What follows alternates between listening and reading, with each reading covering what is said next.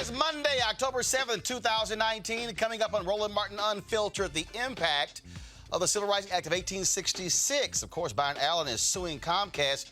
We'll explain to you exactly what this act is and why he is using it in this battle against Comcast. Rapper and civil rights activist turned politician, the subject of a new documentary. He will join us here today. We'll tell you exactly who he is. A key witness in the case of Botham Jean's killer has been killed. People are asking lots of questions in Dallas and saying what happened to this young brother. And also, speaking of a young brother, 20-year-old sentenced to 10 days in jail for oversleeping for jury duty. What the hell? There are people who got caught in the bribery case getting their kids into Ivy League schools who got 10 days in prison. Also, it was an amazing weekend in Atlanta. Tyler Perry had a grand opening for his new studio. Folks, it is unbelievable, but I'm going to explain to you why this studio is all about black empowerment. Plus, we'll give you the list of cities where you need to register to vote today. It's time to bring the funk on Roland Martin Unfiltered. Let's go. He's got it. Whatever the miss, he's on it. Whatever it is, he's got the scoop, the fact, the find. And when it breaks, he's right on time and it's rolling. Best believe he's knowing. Putting it down from sports to news to politics. With entertainment just for kicks, he's rolling. It's on go, y'all. It's Roland Martin, rolling with Roland now. He's funk, he's fresh, he's real, the best, you know he's Roland Martin now.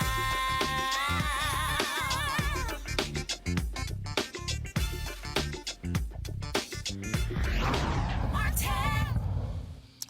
The National Association of Black Journalists has joined the NAACP, Congressional Black Caucus, and a number of other civil rights organizations in urging the Supreme Court not to gut the 1866 Civil Rights Act. Of course, this is the subject of a lawsuit. It will go before the Supreme Court on November 13th of this year. Now, first of all, this speaks to the Civil Rights Act of 1866, which said that companies could not discriminate against African Americans. Now, the potential outcome of Comcast is urging the Supreme Court to undo equal opportunity protections afforded under the 1866 Civil Rights Act could have a tremendous impact on NABJ's 4,000 members, according to NABJ.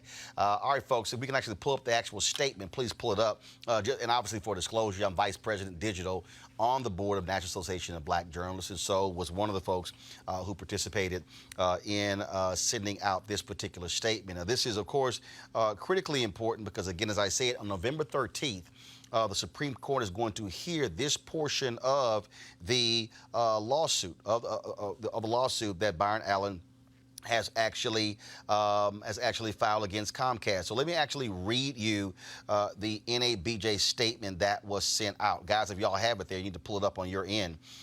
It says that, so I don't know why we don't have it there. Okay, fine. The National Association of Black Journalists joins the NAACP, the Congressional Black Caucus, and numerous other civil rights organizations in urging Comcast and the Supreme Court, I'll turn it this way, Comcast and the Supreme Court to not dismantle the critical protections provided under Section 1981 of the Civil Rights Act of 1866. The potential outcome of Comcast urging the Supreme Court to undo equal opportunity protections afforded under the Act could impact our more than 4,000 members as well as black media professionals and entrepreneurs nationwide.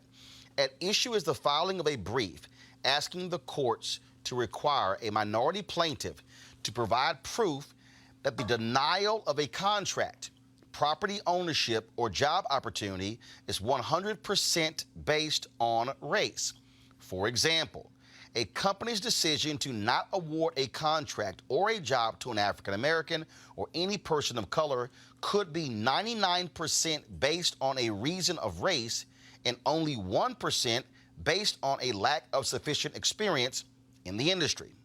What Comcast is proposing allows for acts of discrimination to be hidden by the justification of that 1%, leaving those impacted with no legal remedy to pursue.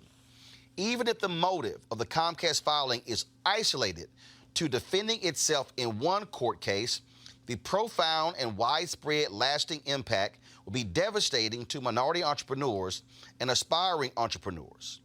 It will also have a negative impact on communities of color in that there will be even fewer media platforms and content of interest produced for and by us. NABJ strongly urges that these efforts not be allowed, as they would have a huge long-term and negative impact on our members and their content creating opportunities, as well as entrepreneurial aspirations. And so, as I said, this is going to go before the Supreme Court on November 13th. Joining us right now is Mustafa Santiago Ali, former senior advisor for environmental justice at the EPA, Dr. Julian Malveaux, economist, president emerita at Bennett College, and also Derek Holly, host Reaching America podcast. And a little bit later, we'll be joined by the executive director of the Thurgood Marshall Civil Rights Center at Howard University, Justin Hansford, to actually explain this law. Julian, I want to start with you.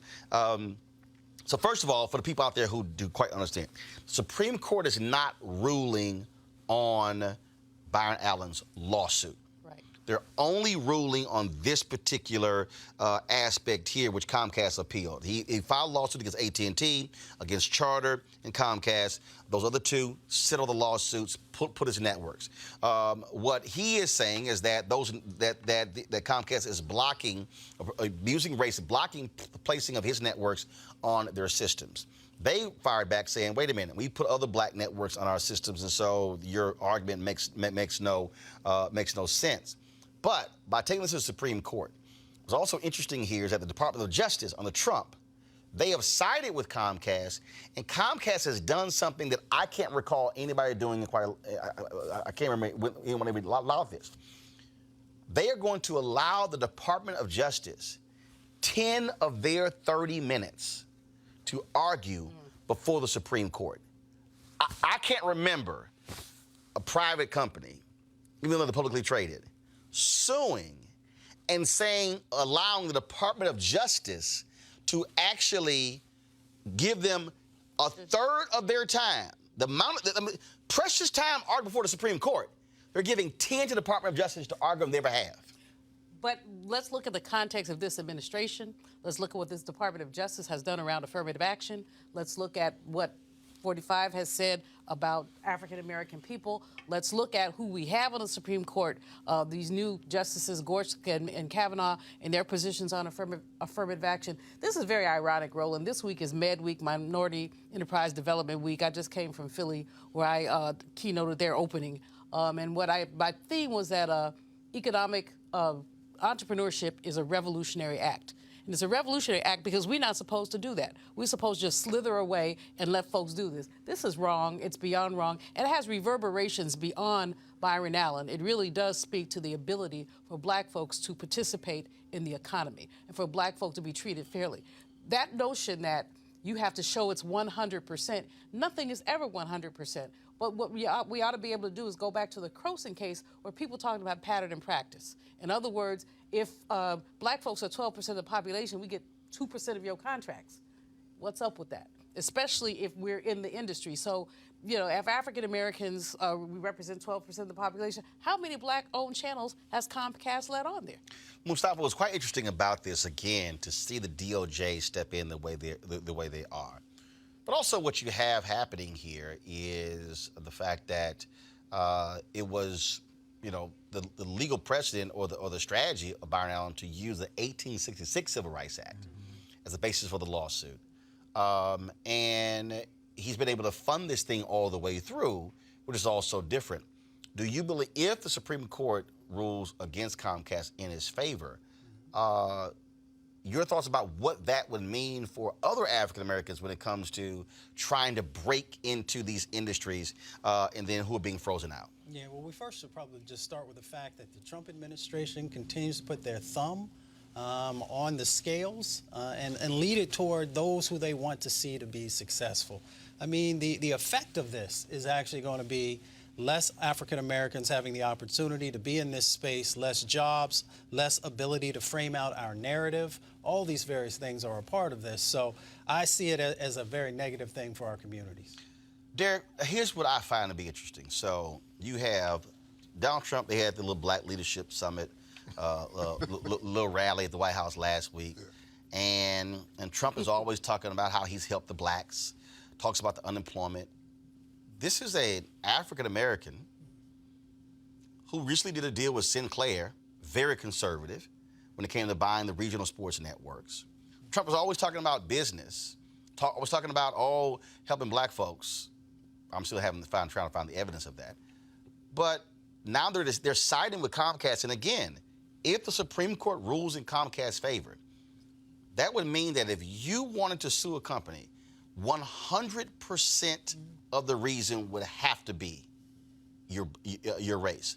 Not 50, not 75, not 99, 100.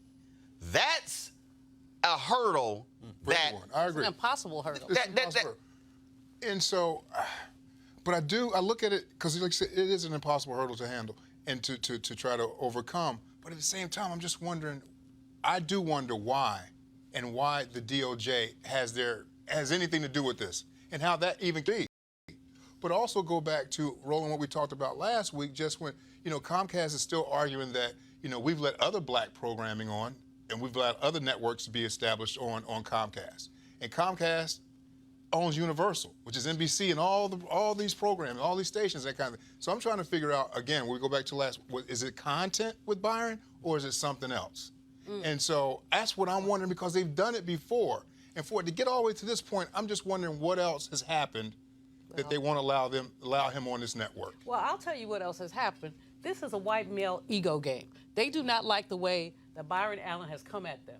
He has come at them aggressively. He does not back down. Folks cannot stand black men especially, but also black women who stand up to them. And that's really what's happened. They're drawing a line and saying, we're not going to let this brother tell us what we're going to put on our network. I think I'm going to agree with you that too, but then I also look at, I go back to the content part, because I actually turned to Byron Allen, one of his shows, I guess it was a few months ago, and I was looking, I was like, is this a rebroadcast? Because I couldn't tell, that's why I go back to the content part of it. And according to Comcast, their reason for this whole deal, is the content. Okay, Oh, okay. That's fine.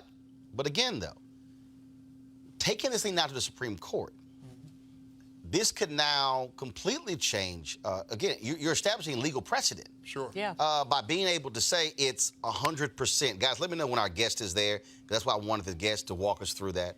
But that's okay. No one told me the guest was there. All right, let me go to the guest then. Justin Hansford, Executive Director of the Thurgood Marshall Civil Rights Center at Howard University. Justin, how you doing? Good. How are you doing? I'm doing great. All right, so for our folks who don't understand, again, we know about the 64 Civil Rights Act, 65 Voting Rights Act, 68 Fair Housing Act. But explain to folks exactly what the 1866 Civil Rights Act is, why it was implemented. Sure. So 1866, we know that the Civil War had just ended, and we found that there were black codes created to make sure that black Americans were not entitled to full citizenship rights in America. That included, of course, the ability to engage in opening businesses, but even on a much more basic level, even the ability to buy and sell products. Even those basic things were denied to black people in 1866. So Congress passed this act, the Civil Rights Act of 1866. It was vetoed by Andrew Johnson, and Congress overrid the veto to ensure that we had more rights, citizenship rights, that would allow us to participate in the economy and to do so on what would be somewhat of an equal basis. So from the very beginning, this was a law passed specifically to help the freed slaves. Now, fast forward 150 years, like many of our civil rights laws, they help a lot of people. This is something that is important not just for Black Americans, but people of all different racial, ethnic backgrounds. Anybody who may be discriminated against, they can all look to this law to make sure that they can be protected from this type of discrimination. And so this has wide impact for people throughout the country, just like many of our civil rights laws, which were initially passed specifically coming out of the Black struggle, have gone on to be important for everybody throughout the country. Obviously, the act also covered some other things, including the right to vote, things along those, or had the same right as white citizens to make and enforce contracts, things along those lines. But what do you make of Byron Allen using this legal strategy of using this Civil Rights Act as a basis of his lawsuit, his $20 billion lawsuit? Well, I think that the way that the Department of Justice has come on and used this opportunity to create a precedent, as your guest noted, that will take us back in over 150 years, to be exact, and really destroy one of our main avenues for civil rights, makes it a risky act to use this act for his argument. But however, I can see why he did so. Whenever companies or anybody who is involved in racism can simply point to a pretext, we see this oftentimes in the case of policing. If they can point to some sort of pretext and say, well, yes, the person was black, but also look at this other small factor. This other small factor was the real reason for our discriminatory decision. Whenever they can use that pretext to move forward with their discriminatory activity, it really makes the letter of the law laughable. And so there's a lot at stake here. I think the strategy specifically to use the civil rights law, just like in any civil rights context, it can be flipped and used against us. Right. And the impact will be severe if indeed we lose this case. That's going to be seen by the amicus briefs filed by the NAACP Legal Defense Fund and the Congressional Black Caucus. People throughout the civil rights community see the possible wide-ranging impact of this lawsuit, which, to be honest, really creeped up on a lot of us. I think with all of the things that have been happening politically, this is something that has flown under the radar for the last few years. And, here we are right in front of us. The arguments are going to be happening in November, and we have this huge risk right in front of us. Well, but let's just be honest, Justin. The reality is lawsuits are filed every single day, all right? And the Supreme Court takes very few cases. Yeah. So really what happened here is that when the Supreme Court took this case, that's really what elevated it, because all of a sudden it was like, whoa, hey, wait a minute, the Supreme Court is now looking at this whole deal. I think that's what actually changes it. So when the court does something like that, again, it elevates any case, because it's rare for a case file to go through the court system and make its way to the Supreme Court. Very rare. So under 100 cases per year is what the Supreme Court hears. This is, over tens of thousands, probably in over 100,000 cases in the federal courts, in the district courts every year. And so to make that cut, usually they only do so when they're ready, or somebody in the Supreme Court is ready to make a big, bold move. So that also raises the alarm bell. Right. But before we got to the Supreme Court, this was already in the Ninth Circuit Court of Appeals, which covers a vast area on the West Coast, California, and other places. So it was already a major concern, but now this is something that can affect the whole nation. All right, then, Justin Hansford, we surely appreciate it. Thank you so very much. All right, thank you. All right, folks, let's now talk about, of course, this story out of Dallas, which is just so stunning, and that is the young man who testified on behalf of the deceased Botham Jean, who was a neighbor, lived across the hallway from him, shot and killed on Friday. Stunning story. Today, this morning on the Tom Joyner Morning Show, I talked with Darrell Washington, who one of the family lawyers, and the family is absolutely stunned by this young man's death. Joshua Brown, of course, testified. He had since moved from the apartment complex where Botham Jean was shot and killed, and was living elsewhere in Dallas. Well, on Friday night, he was approached by some folks in a four-car sedan, and gunshots were fired. The initial reports said that he had been shot in the mouth as well as the chest. Dallas County Judge Clay Jenkins said that was not the case, that he was struck in the lower part of his body. We have a video here, guys. Go ahead and play the video. I can't say I seen him. I heard him in there. Okay, when you say you heard him, what did you mean? Heard him singing every morning. Okay, you heard him singing. What kind of things did you hear him sing? Gospel music, Drake.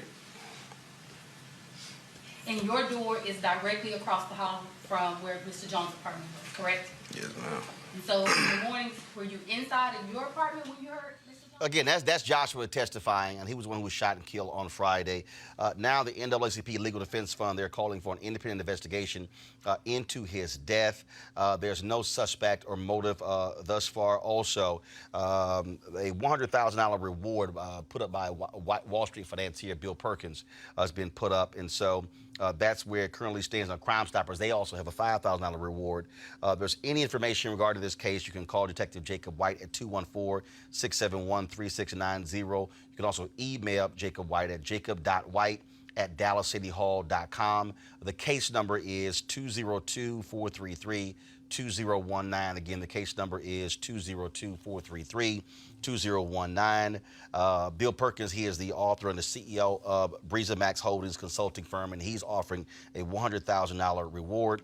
The Crime Stoppers number is 214-373-8477, 214-373-8477. So certainly a sad case there, and so we will hopefully find the killer or killers of Joshua Brown. Got to go to a break. We'll be back on Roland Martin Unfiltered. Check out Roland Martin Unfiltered, youtube.com/Roland S. Martin. And subscribe to our YouTube channel. There's only one daily digital show out here that keeps it black and keep it real. It's Roland Martin Unfiltered. See that name right there? Roland Martin Unfiltered. Like, share, subscribe to our YouTube channel. That's youtube.com/Roland S. Martin. And don't forget to turn on your notifications so when we go live, you'll know it. You heard me talk a lot about marijuanastock.org. Why? Because I want to keep you informed of investment opportunities that make sense. We've all watched the growth of the cannabis industry, now at more than $340 billion worldwide. And of course, we're seeing an increasing number of states in the U.S. actually make marijuana illegal. Of course, the cousin of the marijuana is the hemp plant with a much higher concentration of CBD, which means hemp gives you all the medical benefits of marijuana without getting you high. Until recently, hemp farming was practically illegal in the U.S., but the 2018 Farm Bill changed all of that, now making it legal. What does that mean? That means folks need land. And this is a credible investment opportunity. That's why 420 Real Estate is moving forward. Their business model is simple. They buy land that supports hemp CBD grow operations and lease it to licensed, high-paying tenants. That's right, they are hemp CBD landlords. You can get in on the action. What they've done for the viewers of Roland Martin Unfiltered, they allow you to make a minimal investment of $200. Initially it was $500, now it's $200 in this crowdfunding campaign that you can give from $200 up to $10,000. Again, this is a $340 billion industry that is still growing. You can participate with as little as $200. To invest, go to marijuanastock.org, marijuanastock.org. And that's, again, marijuanastock.org to get in the game and get in the game now. All right, folks, so we always talk about voter suppression here on Roland Martin Unfiltered, and guess what? We have another case of that. This is what is actually happening in Georgia. Officials in Jonesboro, Georgia, are trying to move the city's sole polling site from a museum to the Jonesboro Police Department. The Lawyers Center for Civil Rights Under Law believes this is a clear example of voter suppression, and they, along with their partners, are planning to resist these efforts. Derek, this is the thing that we have seen in other places as well, where they are moving a voting site from a recreation center, from a church, in this case a museum, to a police station. And many folks believe that's a chilling effect. Clearly are trying, because people who are, and they, look, this is happening in many other places. Right, I ain't going to there. And you're like, seriously? Right. And so, I mean, I have no argument, other than it is a way to suppress the vote. And they did the same thing happened in Georgia last year when they tried to shut down several voting places in a little town. They went from like 7 down to 2. And put it, or one county, they want to put it outside of the city limits. Sure, yeah. This is nothing. And any black person who's had any kind of trouble with the law, you're going to avoid going into a police station. Right. So what is the purpose? But this is the thing. Like every time I have, not all of them, but every time I have black Republicans on the show, they're like, no, folks like Melick, who might say, no, I don't think it's voter suppression. I'm sorry. When you cannot explain to me the logic of saying, let's move a voting location from a museum to a police station. This happened in Texas as well. I've seen it before. It's voter intimidation, Roland. It's not suppression. It's outright intimidation. It's both. Because you want to intimidate them so they don't vote to suppress the vote. Okay, it's both. But literally, you're sending a signal. Some folks, I remember years ago, and I won't mention the town, I was traveling for Hillary, actually, and I ran into someone I knew, and I said, bro, did your early vote? He said, oh, no. This particular county had gone from 8 polling places to 3, and one was at the police station. He's like, nah, man, I got child support, I got parking tickets. I can't argue that, Roland. You know what I'm saying? You got to keep it real. So he's like, no, I'm not going there. He said, if I can, I'll vote at the regular time in a regular place. But I wouldn't go. You know, he was refusing. And this is what they've done. I mean, just the bag of tricks is a bag of tricks that says y'all don't vote. I mean, they also, flyers in people's homes, Latino people who are citizens and have the right to vote, afraid to vote because of things that have been circulated in Espanol, to basically intimidate them. So, the Lawyers Committee, the NAACP Legal Defense and Education Fund, they have their hands full. But here again, there's more work for them to do. Well, Mustafa, that was a report showed that in the last 10 years, we have thousands upon thousands of fewer voting locations. Again, voter suppression. You would think folks would be saying, no, let's expand it. Let's have more folks voting. No, there's been a deliberate effort to shrink the number of voting locations in order to make it more difficult for folks to vote. Go ahead then, Derek. Because our vote is so powerful, they're doing everything that they can to minimize how many people vote, to try and take power out of our vote, all these various things. And my niece, who is now 8, she has a word called strategery that she likes to use all the time. This is psychological strategery in her words, where you manipulate people by making sure that they don't go into certain places because of past relationships, because of past impacts. Nothing good has ever happened when a person of color walks into a police station.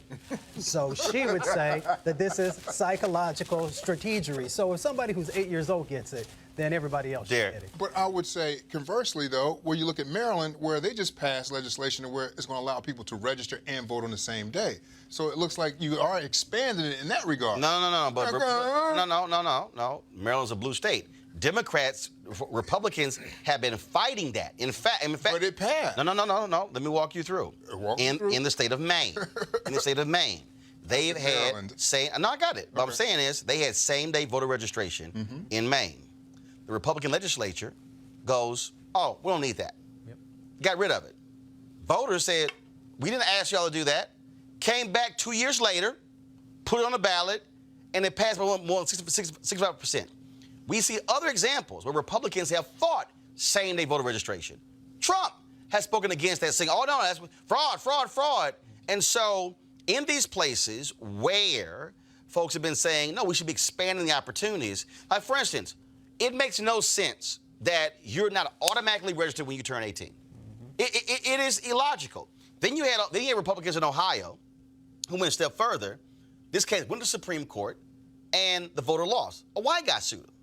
Their deal was, you haven't voted in the last 2 elections, so therefore we're going to purge you from the rolls. The guy was like, wait a minute, hold up. Just because I didn't vote in the last 2 elections, we sent notices to you, which, first of all, it looked like a damn bill, so people ignored him. So what happened was, guy sued, goes to the Supreme Court, and the Supreme Court says, no, y'all can do that. So now what has happened?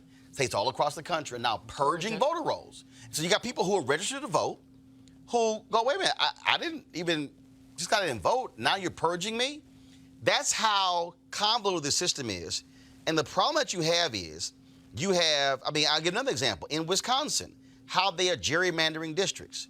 They got into a room, and the Republican consultants used an algorithm that was devised for something else. It was a Nobel Prize-winning guy, mathematician.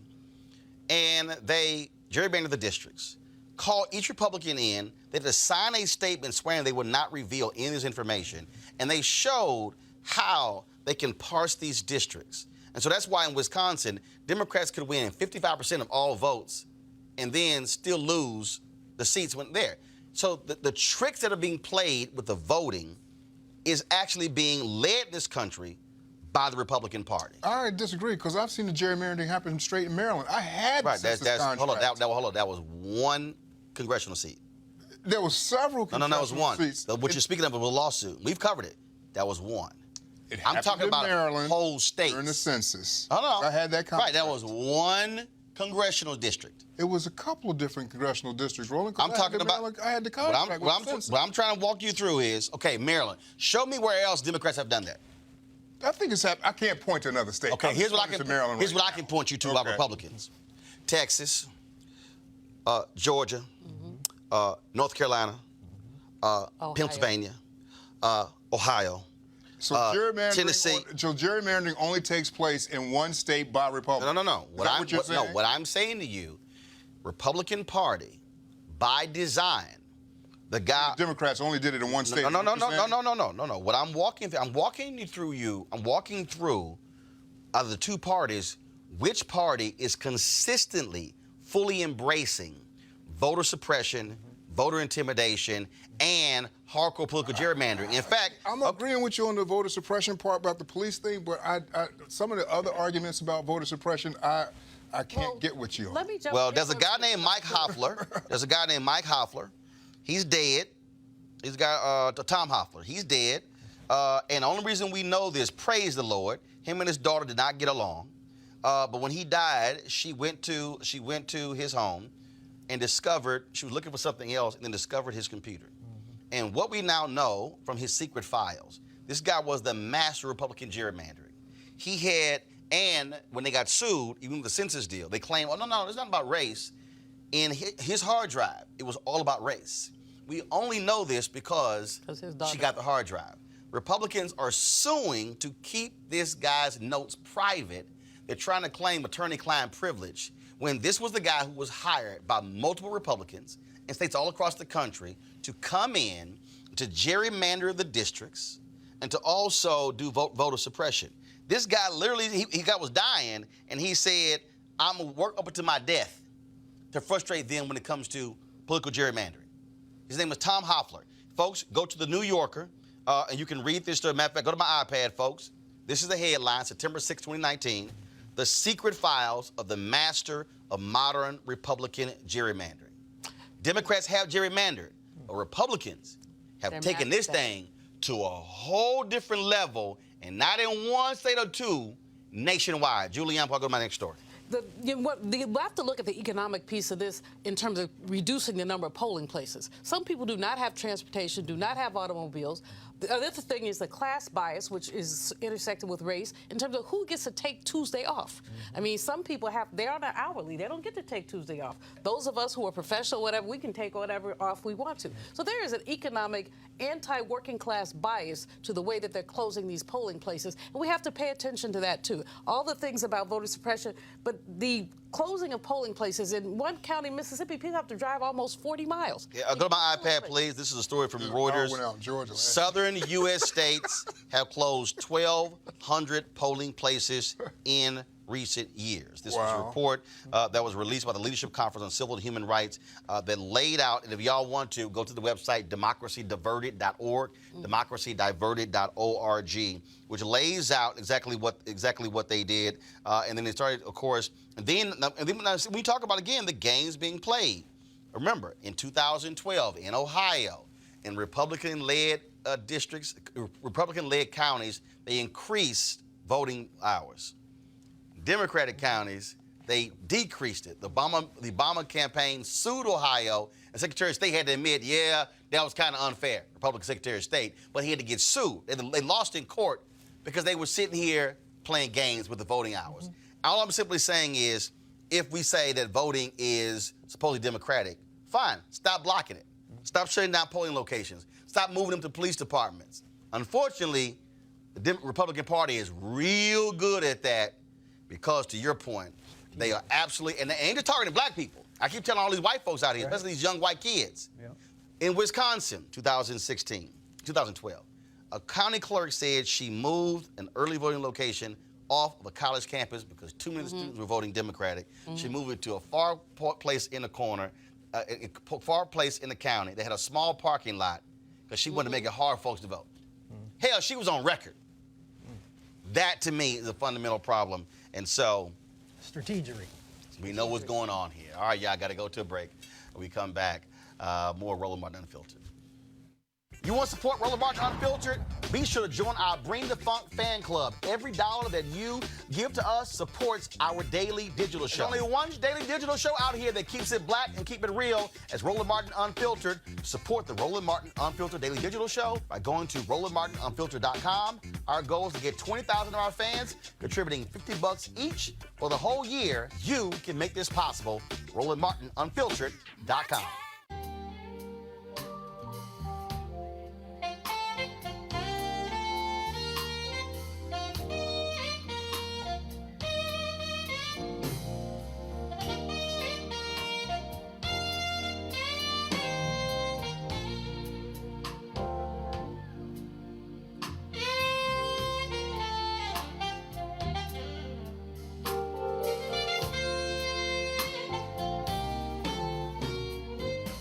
All right, y'all, that's my alpha brother, Gerald Albright. We're one of the many performers at the second annual Luxe Jazz Experience taking place in Cabo, Mexico, November 7th through the 11th. The folks at GFNTV.com, they're going to actually be live streaming all of the concerts covering those 3 days. You can get a streaming pass, of course, for $10.99. Let me, again, go over who's going to be 14 different acts performing. Gerald Albright, Pieces of a Dream, Alex Bouillon, Roy Ayers, Kirk Whalum, Donnie McClurkin, Shalea, folks, a number of people who are going to be performing, a number of R&B, jazz, and gospel artists, again, taking place 7th through the 11th. That's the Luxe Jazz Experience. The live stream is going to be November 8th through Sunday, November 10th.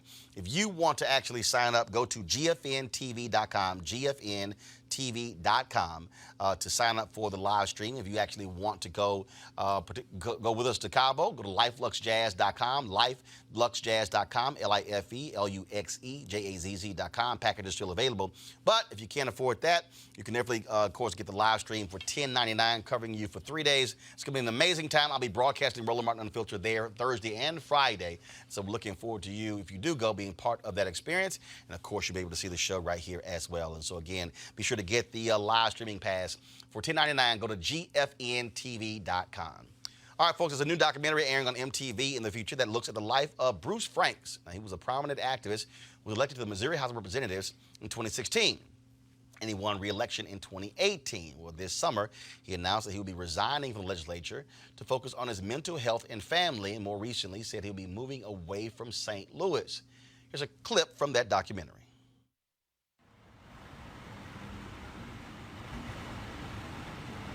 I gotta let you watch the old school Ghostbusters, the one that came out when I was your age. Oh, well, I watched the old Ninja Turtles when I was your age. When you was my age? Yeah. Okay. That sounds interesting. When you were a baby. Okay. You know what song I heard today? Huh? That I ain't heard in a long time? What? We ready. We ready. We ready for y'all. You sung it when I was 5. You ain't 5 though. You ain't 5 to what day? August. August what? 9th. August 9th. You're gonna learn about August 9th real soon. Something else happened on August 9th when you was born. What happened? I'll tell you when you're 5.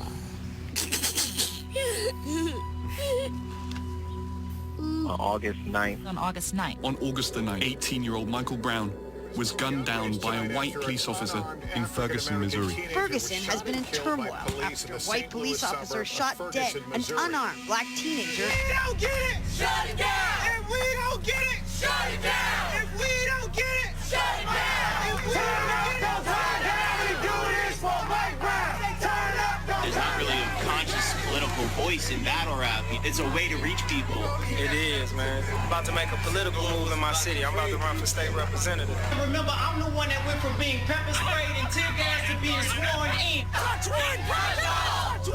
If everybody look to their left, you gonna walk right into gun violence.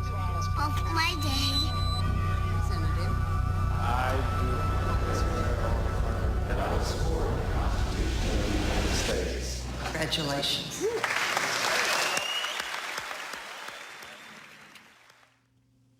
All right. side. Bruce Franks joins us right now. How you doing, Doc? I'm doing good. So, you get elected.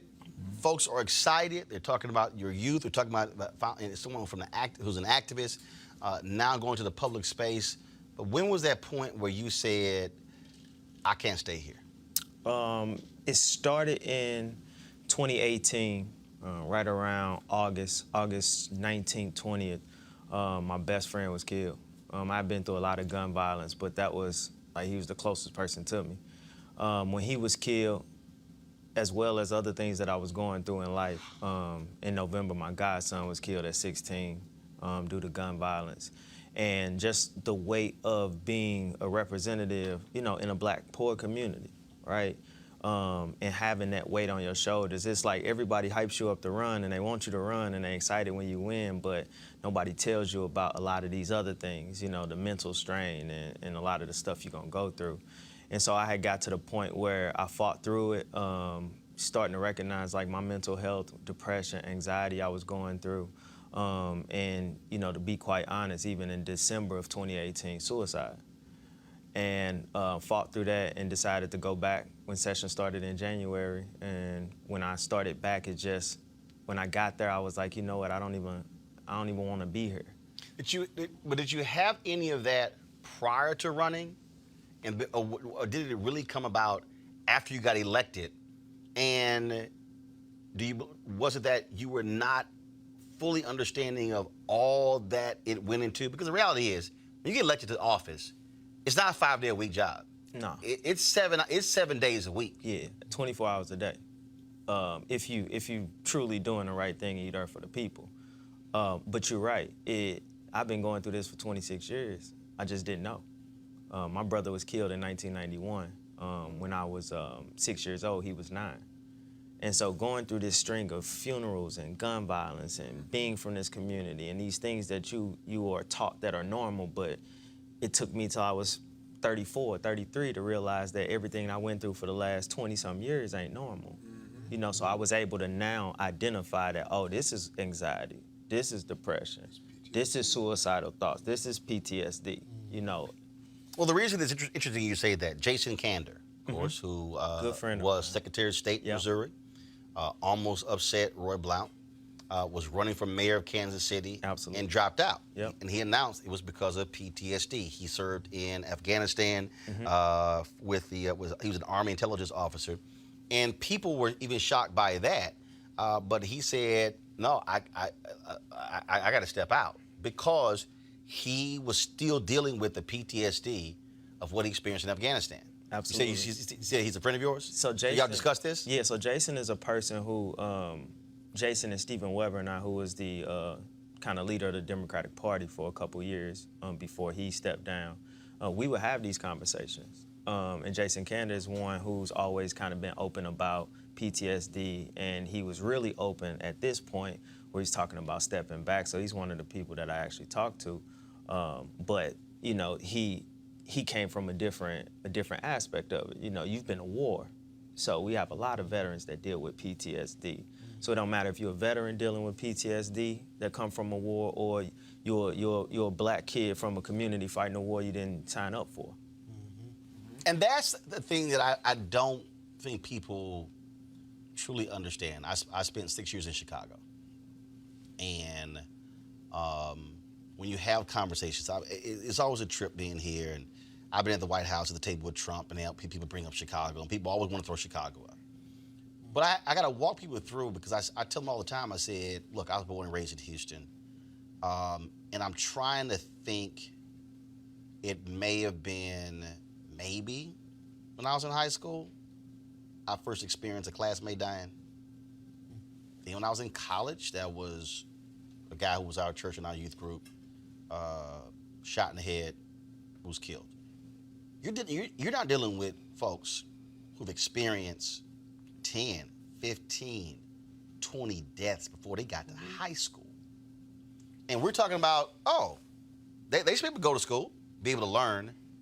And you're sitting here 12 and 13 and 14 years old, and to your point, you've gone through all of these funerals, and to act as if I can just go to school as a regular thing, no, it's not.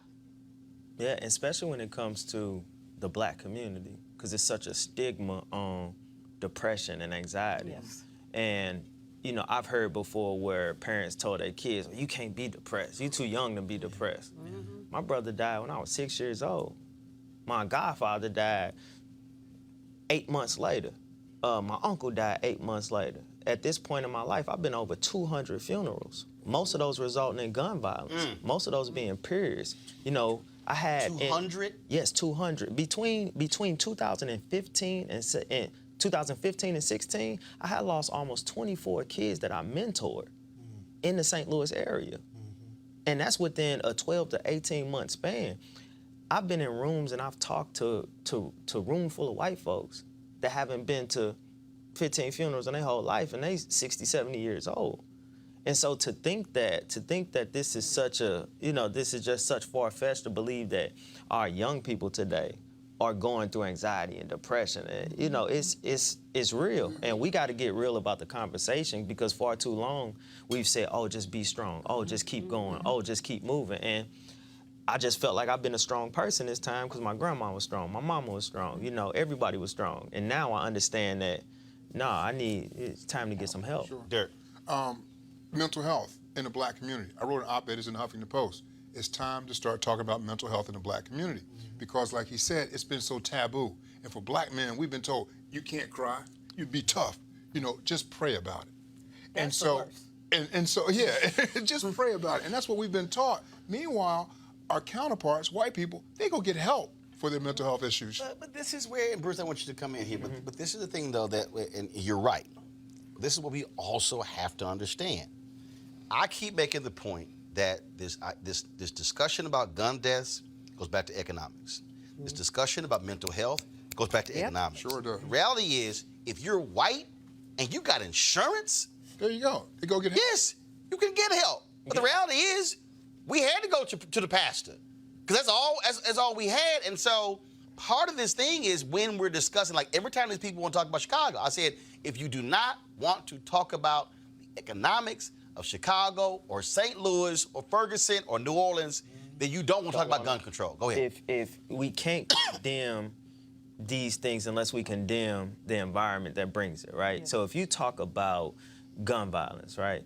What's the root cause of gun violence? Nobody in the hood, I can't speak for nowhere else, but ain't nobody in the hood just picking up a gun because they want to pick up a gun, right? They suffering from something, lack of jobs, education, undiagnosed mental health issues in the black community. Absolutely. And not to make light of anything that's happened, because my heart goes out to every single mass shooting that's ever happened. But when a white person goes and shoots up something, the first thing they revert to is, oh, well, he suffers from this. Well, how do we even know that he suffers from that? Because and they bring in massive resources for mental health. Absolutely. Absolutely, but that's where we missing it. In our communities, we don't have mental health resources, right? But even if we get the resources, we got to have a real conversation that lets us know that it's okay to go take part in it. Sure. You know, I want to commend you because for coming out and talking about mental health issues, and I hope to see the rest of your film and that you continue a crusade to raise awareness about mental health in the black community, because there is an absolute stigma against seeking help. There's an absolute stigma against getting medication, but these things can help. I mean, when people have mental health problems, some of them are chemical. Yeah. They're not necessarily, you know, trauma-induced, but they're chemical. Trauma induction is also another area. But we really, I want to lift up Terry Williams, who wrote a book about black folks and depression. And she wrote it about 10 years ago. It was a really good book when she talked about how we just are in denial. And the go talk to your pastor.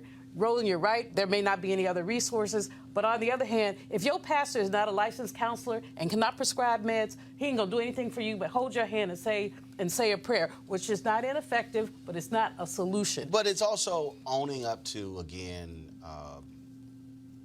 the people who are trying to make a difference, and then what happens when services get cut. You talked about the state representative. Go to my iPad. This is a story here of Dr. Carl Bell. I knew him quite well in Chicago. Carl died in August, 71 years old. He was all about mental health. And he had his own, first of all, finished from Meharry, served in the U.S. Navy, had his own facility, witnessed the violence, was in gangs growing up, and then dealt with this whole issue. But what happened was he had his own center. Funding gets cut, had to shut it down. He came up with various programs in Chicago public school system, trying to teach people how to deal with conflict resolution. But the reality is, in this country, what cities and counties did is that they slash anything dealing with mental health. We used to have community health centers, okay? Then when cities and counties and states shut those down, it's kind of like, well, y'all sort of figure it out. And so you got people who are walking around where you used to be able to have a facility to go to, and they don't. So as somebody who experienced this, but you were also elected official, what has been the response? What have been those conversations like when you're trying to explain to elected officials why they must fund clinics and health centers? And then do you get pushback, or do they say, yeah, I hear you, that sounds great, but then they'll sit here and then go fund something else? They'll go fund something else. Because reality is, when it's not happening in your community and you're the majority, you control where everything goes, right? It's cool that we have mental health awareness days. Those are important, right? To uplift, to bring, to bring education to it. But if we're not funding the places that are most affected when we talk about mental health issues, then what are we doing?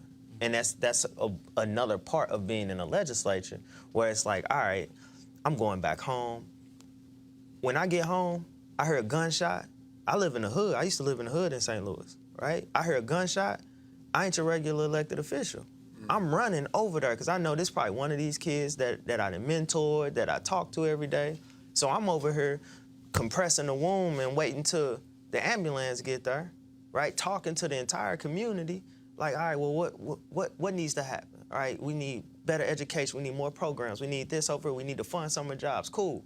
So I leave and go to Jefferson City, which is our capital, right? I serve all week and I'm up here fighting. Highly Republican state, highly outnumbered, super minority top to bottom, trying to get stuff done. But on the same hand, in my head, what's still playing is, I just had to hold this kid warm. I just had to talk to his mama. Then when I come back, my brother dies, right? My best friend, my kids that I mentor, my nephews, and it's an everyday process. So I'm speaking to them from a lived experience. Like, look, this one I'm not telling y'all no stories. It's not a myth. This is what I'm going through every day. And even when you talking to them, and even if it feels like they may get it in the room a lot of the times, their ability to move forward on action about it is just not there, because they're not necessarily forced to. Until the numbers change and it's closer in proximity. Until where white kids start getting shot in huge numbers, then that's when something will change. And that's one of the realest things I heard in a long time, because at the end of the day, I fight for everybody.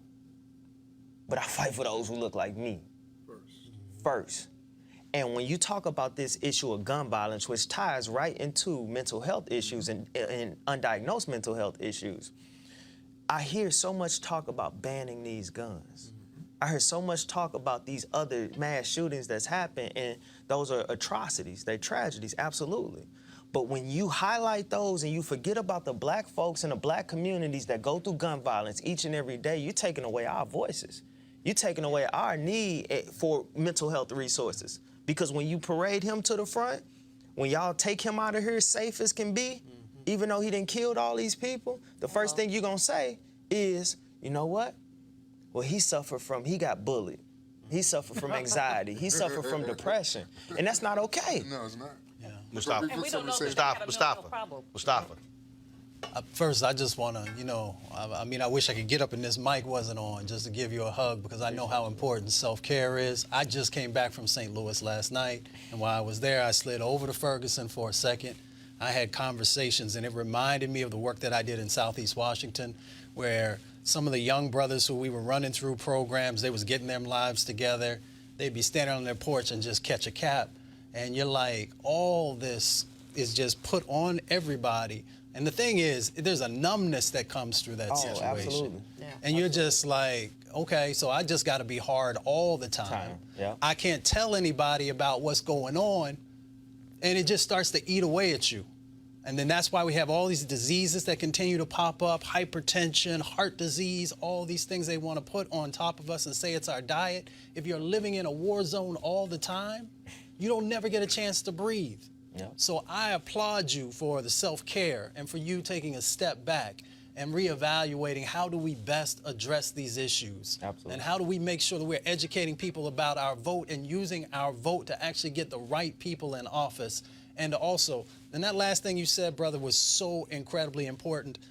You know, I also work for everybody, but it is our communities that continue to be the ones who are unseen and unheard and forgotten and never get the resources that are necessary to make the change.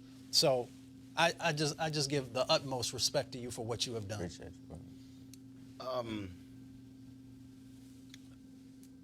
John Hope Bryant, Operation Hope. He says this all the time. He says that you will never see a riot in the neighborhood with a credit score 700 or higher. Period. That's a word. Period. And so, I think, and again, I'm gonna go back to the money piece.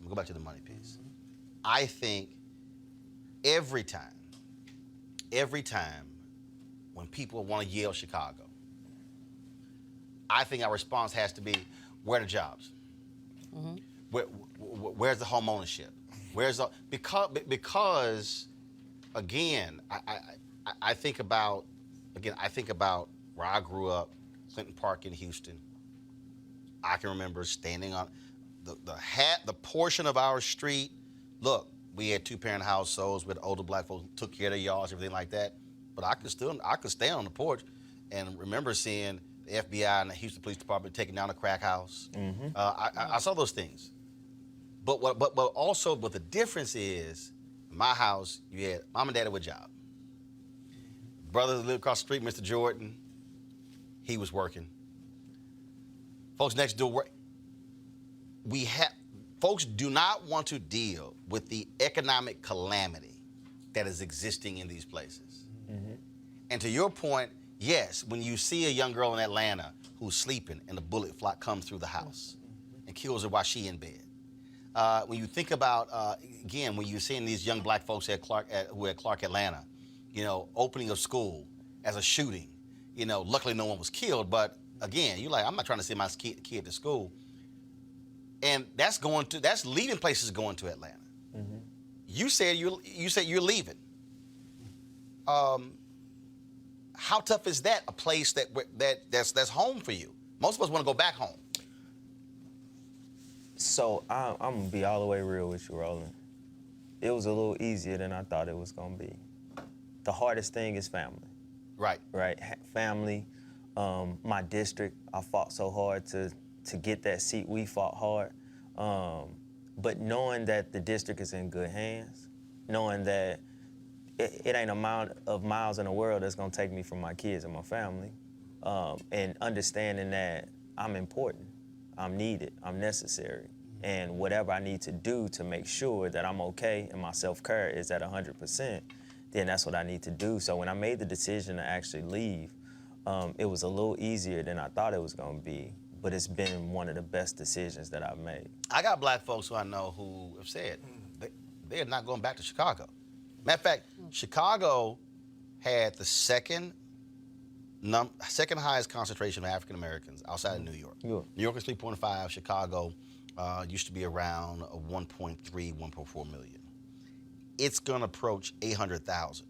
Folks are leaving because there are people and to your point about going home. I know some black professionals who say, I don't want to go home because I don't want to get caught in the crossfire. I don't even want to be in the city. Right. And something happens and I'm just visiting. So the thing So this the thing with me though. I'm not worried about the crossfire. Like if I come back and I'm doing the work and I get caught in the crossfire, then that's just what was meant for me. I'm okay with that. It's just being able to come back at 100% and actually do the work, right? Like I don't mind, because everywhere I go to the hood. Right. 'Cause that's what we needed. I don't care what state, every state got a hood somewhere. So that's where you're gonna find me. But as far as going back because of, not being caught in the crossfire, not being caught in this, that's what I signed up for the moment I started to speak the truth and stand on what I believe in. But I need to make sure that I'm at 100% while fighting. See, St. Louis ain't never seen me at 100%. They see me at 50, they see me at 60 in office, they see me at 70, head gone, now I'm at 50. But now I can come back, right? Do what I need to do, leave, and come back whenever I need to. And it's gotten to the point where I realized where my place in this fight is. Yeah, it was one of the dopest things on earth was getting elected. Especially this kid from 4300 Gibson with tattoos on his face that rap. That they thought couldn't do it, right? But I got in that office, I fought, I passed legislation, put millions into the budget, something that a lot of folks didn't do. But I realized politics is for patient people who understand that it's gonna take a while to change this system. I speak up and speak out. Martin Luther King, Malcolm X didn't make it to 40. Right. I got activists that stood right next to me in Ferguson that didn't make it to 35. So if that's what our tale is, if that's what our life expectancy is, I need change to happen a little faster. And the way it's gonna happen faster is if I force it from the outside while working with those patient people from the inside. I'm glad you made that point because I tell people all the time, stay in your lane. And, since I was 25, every city I've lived in, I've been approached to run for office. Every single city. People go on my Facebook page, Twitter, Roland, run for president. We need to run for president. I'm like, no. So that ain't what I'm there for. I said, I'm doing exactly what God designed for me. Absolutely. This is what I've done. I'll be 51 in November. I've done this since 14. No desire to do anything else. None. I said, this is what I'm designed to do. And I try to explain to people all the time that everybody's not, people want Michelle Obama to run. Michelle Obama has said, I don't want no part of that. Because it takes a certain type of person to be a politician. Everybody can't be an activist. Everybody can't be the one leading the news conference. Somebody got to be the one who you don't even know anything about. Now, I think for a lot of people is understanding that that is critically important. But I got to ask you this here because you mentioned the activists. And we saw this with the folks who went through Ferguson. We saw this with Black Lives Matter activists all across the country. And I tell people all the time, well, you got to study history. So many of them did not realize the mental health part of all of this and the strain and the pressure. And it hit them where the work was every single day. And I tell folks all the time, I said, y'all, when King died, his heart, the autopsy said it was almost that of a man who was 70 because the strain and the pressure. And he went through depression. Major bouts. When they had the march in Memphis, where the young brothers behind at the end of the march started busting up the windows, when they grabbed King and took him to Holiday Inn, he literally got under the covers, fully clothed, shaken, and immediately went into a depressive state. That was Dr. King. And a lot of these activists have been going through this, not realizing, man, this is real. 2017, we was protesting the Stockley verdict. I did an interview with you. That was the police officer in St. Louis. I did an interview with you over Skype. Left out, went and led it was about 2,000 people march with Anthony Lamar Smith's mother, bunch of people in front of the police station. And I'm yelling and I'm passionate. We get to the top, right at the top of the hill where the police station is. And I just pass out. And I had to get water and they had to get me. And it got to the point where I was realizing, at one point I was out there with pneumonia. And I'm thinking, I got a severe cold, but if I ain't out here, or, if I organize this, or we helped organize this, or if I'm not out here. And then I look back over some of my brothers and sisters who didn't make it out, more brothers who didn't make it out past the fight. It's like you hear a lot of conspiracy theories. You hear that, they was out here, so, this happened. And the guys who got shot, cars on fire, these different activists. And not to take nothing away from, because we know, and I'm going to keep it real, we know how that happens, right? We know that's happened. We know that's real. It's happened over history. Them being targeted. Yeah, us being targeted, period. Right. But to not delve in and really find out what's going on takes away from the mental health strain and the actual fight internally that we may be going through, you know, depending on the situation.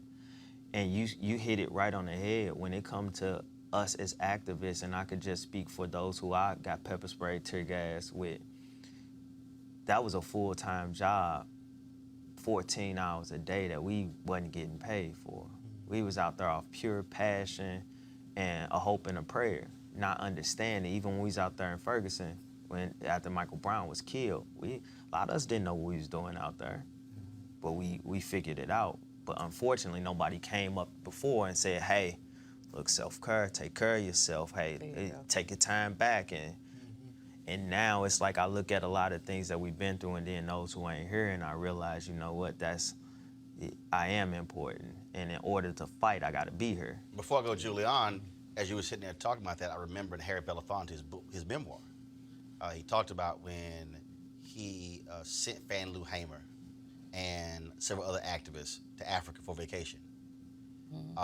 And that's something that people really don't understand, that you also have to have the resources to take your warriors away from the fight so they can go somewhere for a week or two and go swim in a pool and lay on the beach and enjoy the sun. Because if you need a respite in your everyday life, if you out there as an activist, I'm like, folks have no real understanding of what that life is like, which actually is even more intense than a politician.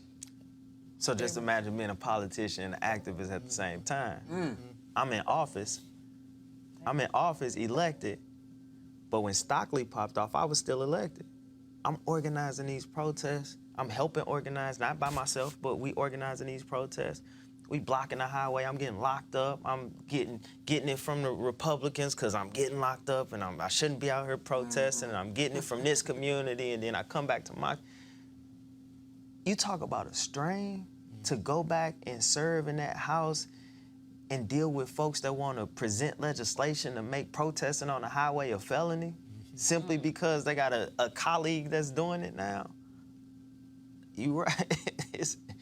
I made a good choice. Julian? Absolutely, you did.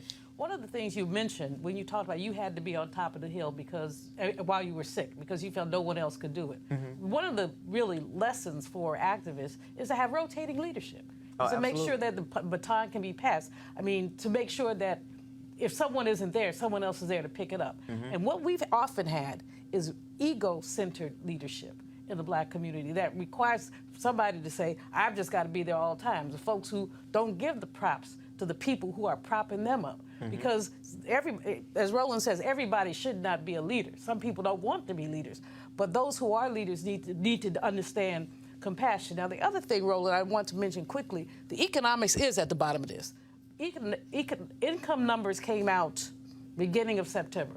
Average white family, $67,000 a year income. Average Black family, about 40. Black folks don't take vacations. They take staycations. Right. I mean, whether you're, I didn't take a vacation until I was 35, even though I could have afforded it because I felt like I didn't deserve it because my mama didn't take vacations. So I felt like, what do you mean take a vacation? Right. And so we need to, that self-care thing needs to be hardwired into our community. And you don't have to go to Africa or to Hawaii. You go to Rehoboth, someplace that's within driving distance. Chesapeake Beach. Huh? Chesapeake Beach. Wherever. But I'm just saying, I really want to push the notion of leadership posses. It's one of the things that I liked about the Black Lives Matter young people, is that they really had a leadership collective. It wasn't just one person. Is that now? And my understanding is minimal, so I may be wrong, but that was the perception I got. Is that they passed the leadership around, so you didn't have one person who they took pot shots at. Because the other thing is, people took pot shots at you. Those Republicans took pot shots at you because absolutely. they could. The only thing I would say that with passing around, though, you still got to have a hierarchy, because one of the problems of that leadership, and it's not just a Black thing. It happened when we had all those massive Latino marches, the May Day marches, is that they had massive mobilization, but then you had no entity that was then say, okay, how do we now harness this thing and then take this thing and then be able to move this thing forward? Because that's how we were.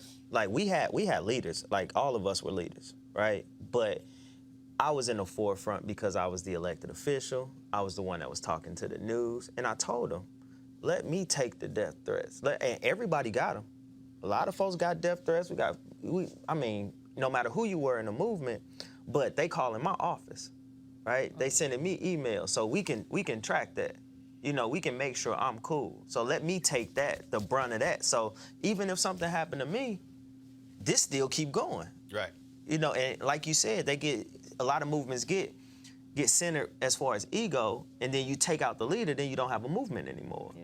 We learned from that, and we made sure that everybody was a leader. You might not saw this person, that person, or that person in the front lines or even in the camera, but just know when I got locked up on the highway with them 144 people for shutting down 40, the movement kept going.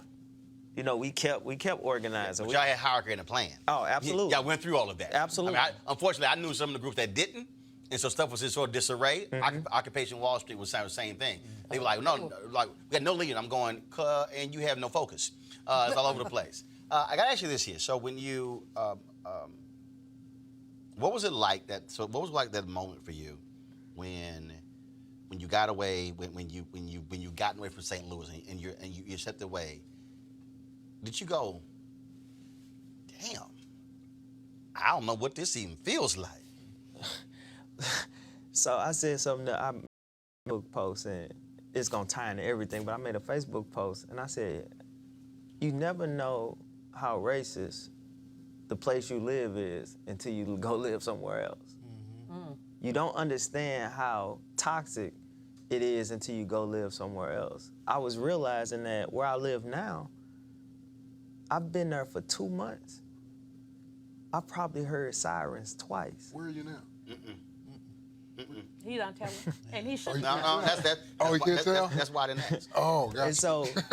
And so, I've heard. You think I went this long time and I thought about that question, Derek? My bad, Roland. This your show. Man, figure out some stuff without having to say it. Hey, you see, I gave him that look. Like, Right. You sure did. That's why I was like, and I gave him a look too, like. Well, I didn't see your look. I saw his. Right. I was about to pat him down. Right. I didn't give him a look. I just swiveled. What the hell? Go ahead. Really? But I realized that I only heard sirens twice. St. Louis, man, from the time you wake up to the time you go to sleep. Mm-hmm. I left my door open the other day on accident and came home and was like, hold on, they got the searching around and making sure. I realized, you know what, everywhere it just ain't the same. And I love my city. I love my city. I'll fight, I'll die for them. But I will die while I'm fighting. Right? Not in this sense of while I'm fighting myself, while I'm fighting these inner demons. And so now being able to work out, being able to be healthy, being able to just drive to wherever it is I like to drive to that's only 3 or 4 hours away, right? To get away, scenery, and just all these different things. Like when I was in office back in February, I weighed 130 pounds soaking wet with ankle weights on. And now I've been working out, I've been feeling good. I weigh 170. This is the most I ever weighed. It's the healthiest I ever been. I battle rap. And I looked at my performance from my last battle where I'm in this new space and I'm jumping across stage like I'm 18 again. You know, I'm 35. That ain't old, but for me, that's right. That's double what you used to be. Yeah, I'm getting there, you know? And so I'm looking at how I'm jumping across stage and the energy I got and realizing that not only have politics never seen me at 100% activism, but like my world, like even talking to my kids like, oh, Daddy, you look good. It's realizing my kids ain't even seen me at 100%. You're free. Free. Documentary airs when? So we don't have a specific date, but it's late fall, and so it'll be on MTV. It's in all these film festivals going around, and you know, it's a lot going on, so it'll definitely be highly publicized when it does drop. Well, we're certainly glad you were here sharing your story. Absolutely, I appreciate hopefully, that somebody who's watching, whether or not they're activists or not, will understand the importance of self-care, taking care of themselves, and not being sort of bound by all of that pressure. And definitely the activists out there. And I also hope people have a better understanding and appreciation of what activists go through. Yeah. Because again, and those are the folks who haven't read, don't realize Again, the number of times MLK was hospitalized, the number of times Reverend Jesse Jackson Sr. has been hospitalized because of dehydration, because, I mean, how they've just worked themselves to exhaustion, and it's real. It's real. And I think for a lot of people, we're very critical of activists. We are demanding of things, what they should and should be doing, what they should not be doing, saying what they should be making this amount of money, shouldn't be doing this and doing that. Not realizing that even just a getaway to go to an award show is actually a vacation for some of them. I think a lot of people have no understanding of that. Real. That's real. We appreciate it. Thanks so much. No, thank y'all for having me. All right, folks, let's talk about this story. A 21-year-old man was sentenced to 10 days in jail after he overslept and missed jury duty. Yeah, jury duty. 10 days. DeAndre Somerville, West Palm Beach, Florida, was ruled in contempt of the court in September by a circuit court judge. Somerville did not have a criminal record prior to the judge's ruling. He was also put on probation for a year in order to pay a $223 fine, write an apology letter of no less than 100 words, and complete 150 hours of community service, which included reporting to the jury office once a week to have a 10-minute discussion about the importance of jury duty. That, Mustafa, is absolute bullshit. I don't even know how you get away with something like that. I mean, you overslept and you go 10 days in jail, write a damn apology letter, probation for a year, fine. Hell, he might as well just go ahead and bribe somebody to get their kid into college, and hell, he would have got slapped on the wrist. That's exactly what it's about. You know the value they place on our lives and on other people's lives, our time and other people's time. Man, so many people have missed jury duty, and ain't none of them went to jail. And what they fail to realize, too, is that when you go to jail, anything can happen once you go inside of those walls. So it's just bananas. And the judge who did this, they need to actually bring that judge up on investigation and some charge. Exactly. I mean, basically, the demonization of black people. This is reflective of the demonization of black people. Oversleeping is something that anybody can do. Anybody on this panel has done that at some point in time. We don't go to jail for it. I mean, you might miss an appointment, somebody might cuss you out, but you're not going to jail. This young man spent the 10 days and then they suspended it, but he already spent the 10 days. I guess they can give him the fine back if they made him pay it. But this is just, it is a height of absurdity, especially in the context of the way that black people are punished and the way that white people get slaps on the wrist. Amber Guyger gets 10 years for massacring a brother in his own home. 10 years. Which means she gonna serve 5 or maybe 2.5. Got it. At the same time, you know, the woman who voted illegally and didn't know it got 5. This is absurd. I'm glad we're bringing these cases up, but this judge does need to be, I don't know what the word is. Right. Debenched? Derek? I just think it just goes to show how devalued we are to some people. I mean, it just goes without saying. It makes no sense. This boy served 10 days in jail for oversleeping. Crazy. Crazy. Folks, today's the last day to register to vote in Alaska, Arizona, Arkansas, Florida, Georgia, Indiana, Kentucky, Mississippi, Ohio, Pennsylvania, Rhode Island, South Carolina, and Tennessee, and Texas. And be sure, so you want to vote in November, you better get it done today. Speaking of that, tomorrow in Montgomery, Alabama, Stephen Reed could very well be elected the first black mayor in the history of Montgomery, Alabama, the state capital of Alabama. And so, again, folks go to the polls there. And so we want all of you to go to the polls as well. Because that is critically important. Now, think about it. All these years, Montgomery, where the bus boycott began, has never had a black mayor in its history, and it's 60+% black. That's also what happens when we don't vote. All right, folks, over the weekend, I had the honor of being one of the VIP guests at the grand opening of Tyler Perry's new studios in Atlanta this weekend. It was unbelievable. We should have some photos, I think, of the event. It was unbelievable. It took place on a Saturday and Sunday. I was not there Saturday for this. I was not there because I was speaking at the Baltimore Civil Rights Gala there. But he dedicated the various sound stages that he is named after prominent African Americans. You see Diane Carroll, Whoopi Goldberg, Spike Lee, Harry Belafonte, Sidney Poitier, Oprah Winfrey, Harry Belafonte, Denzel Washington. I know I'm missing somebody. It was an unbelievable experience. My wife was there. She enjoyed it on Saturday. You see Spike Lee right there. This location is on it was a former Confederate Army base. Then, of course, it later transitioned to a U.S. Army base. And, of course, Tyler Perry took it over. It is an unbelievable place where they've already shot. First of all, it's been open for 5 years, okay? But they just had the grand opening. And they've had all kinds of different movies there, not just his productions. And, in fact, this studio lot is actually bigger than the Disney lot, the Fox lot combined. and there's still 60 more acres. And so these are all the various photos. Now, the reason you didn't see a lot of photos on social media, because Tyler's people said you can't take photos. And I was here yesterday. This is from the church service that took place yesterday. Unbelievable, folks. Of course, you had Vanessa Bell Armstrong, Shirley Caesar. You had Smokey Norfolk, the Clark sisters, Yolanda Adams. All of them were singing. You see Hillary Clinton, Bill Clinton, they were there as well. That's the great Cicely Tyson. Had a chance to get a photo and talk with her as well. It was just unbelievable. And so let me say this. This is critically important. That those of you who see those photos and you say, oh, that's great for Tyler Perry. But the reality is this here. Black people built that studio. I had Tyler Perry speak at the National Association of Black Journalists last year, and we were texting in March when I invited him, and I said, this is what I want you to do. I want you to come talk to our membership about how you respect your audience and how your audience will respect you. Tyler Perry has never crossed over. That studio was built by black folks. Black folks went to see Tyler Perry's plays.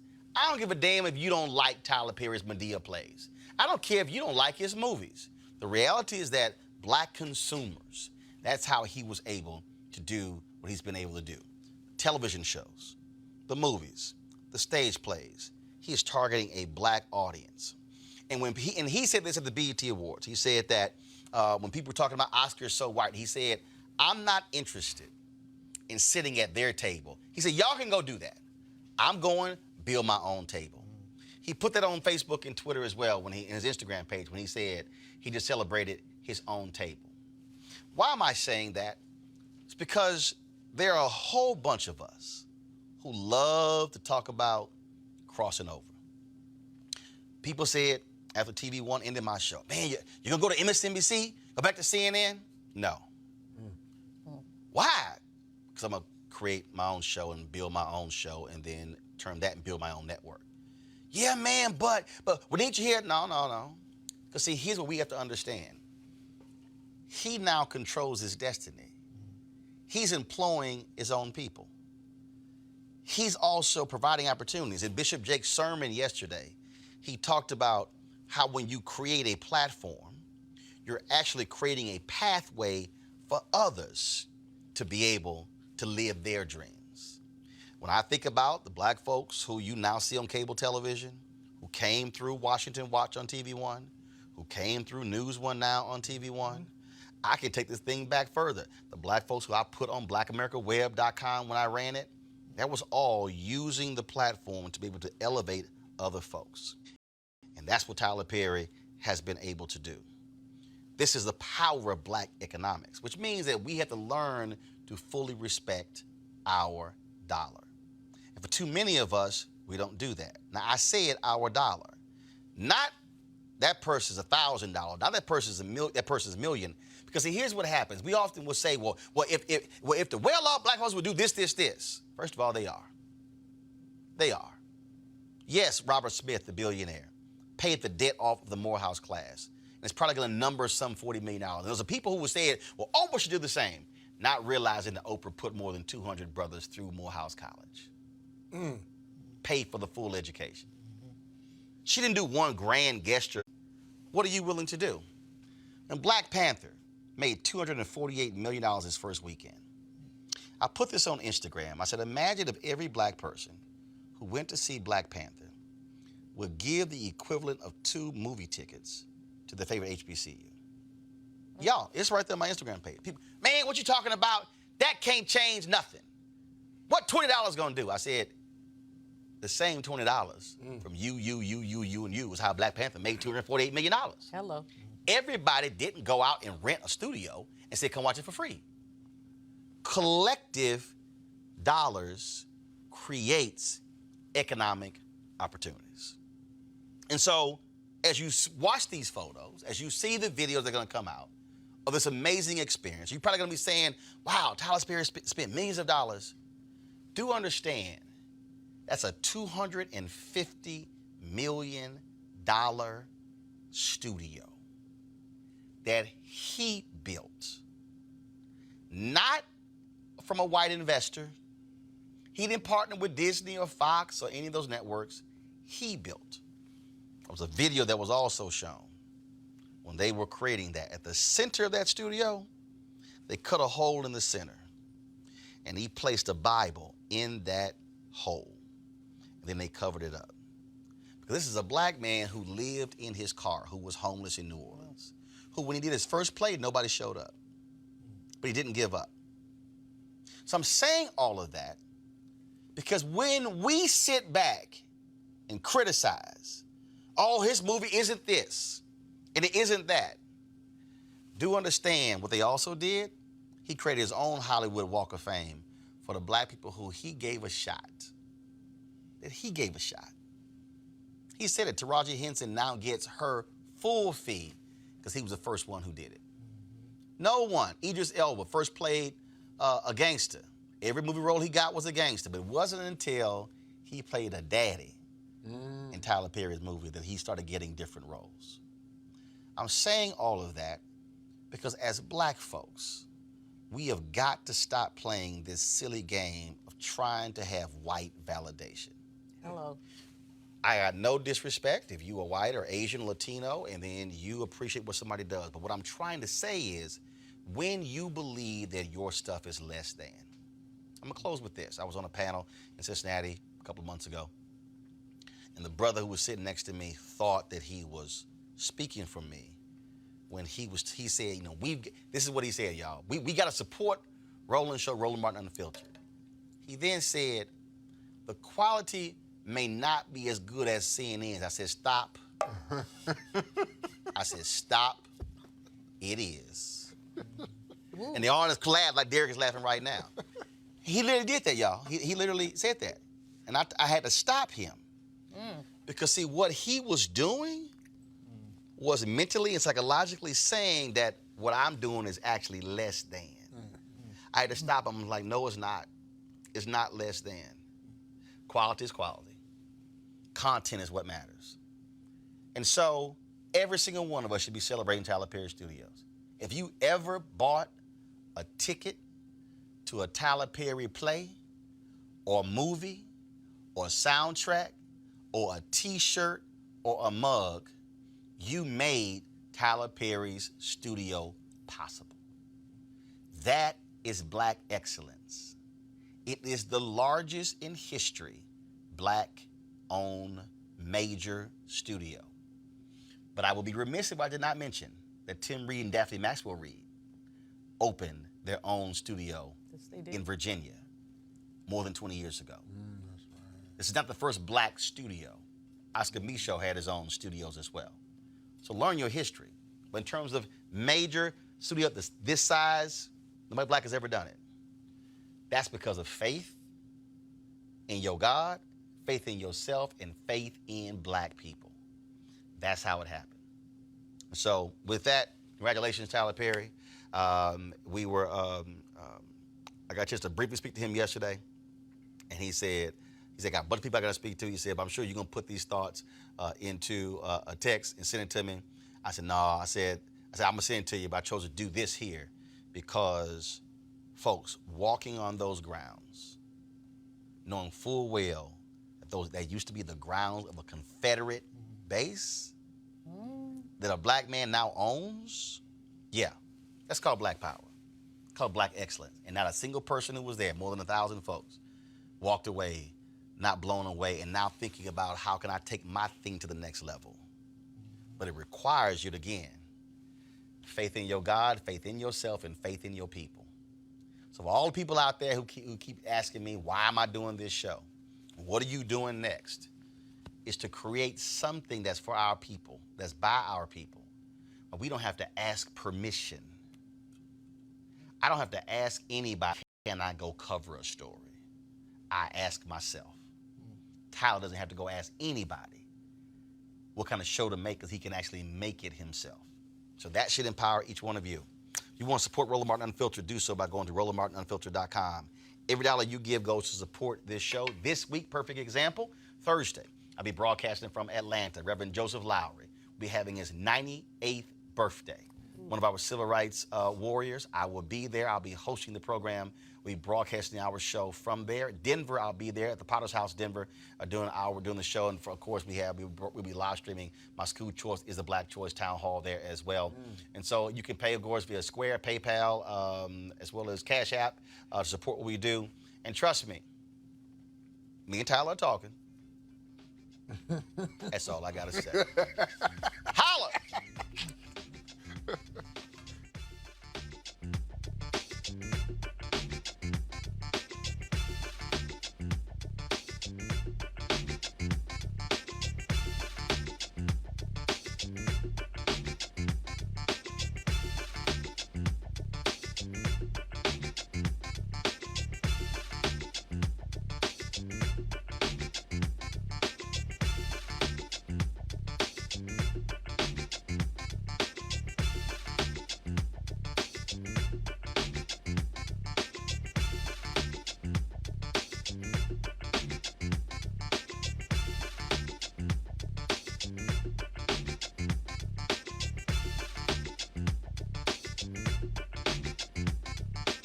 Hey fam, I want you to like, share, and subscribe to our YouTube channel, youtube.com/Roland S. Martin. And don't forget to turn on your notifications.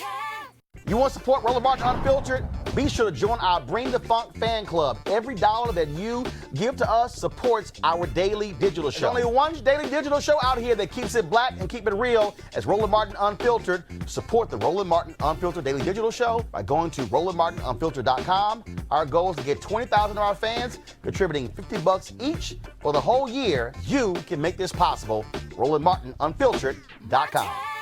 Hey fam, want to check out Roland Martin Unfiltered, the blackest show on all of digital, cable, and broadcast. Check out our audio podcast. There's only one daily digital show out here that keeps it black and keep it real as Roland Martin Unfiltered. Press play. Martin.